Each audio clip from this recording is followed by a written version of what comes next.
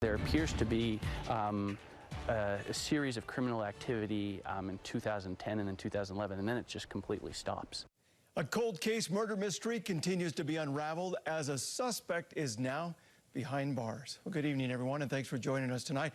An alleged killer is now behind bars in the murder of Sherry Black. She was brutally stabbed to death 10 years ago in her bookstore in South Salt Lake. But there's still many questions that investigators aren't able to comment on about the arrest. Turns out the suspect was arrested before and after Black was murdered. So why didn't fingerprints show up in the database system? News specialist Garna Mejia is looking into this more and joins us live. Garna?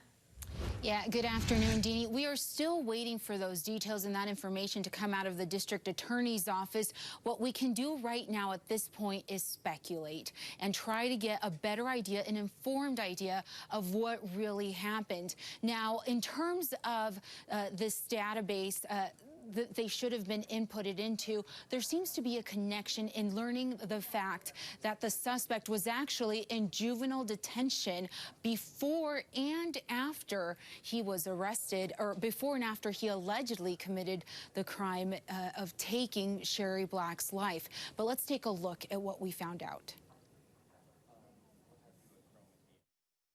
It's surprising to me that there's all this criminal activity, thefts, juvenile, and alleged murder.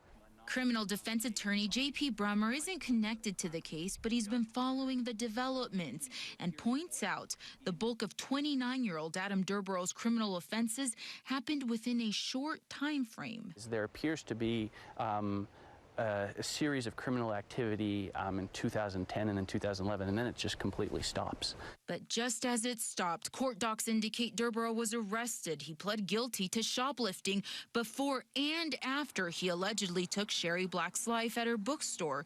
It also looks like he was in juvenile detention. He had just turned 19 years old.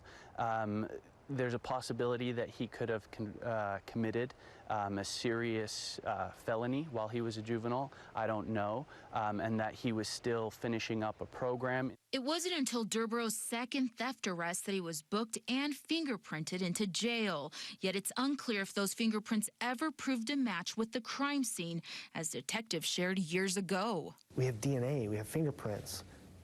This guy's gonna be in CODIS because he's a bad guy, right? He's a bad guy, or he's gonna have fingerprints on file.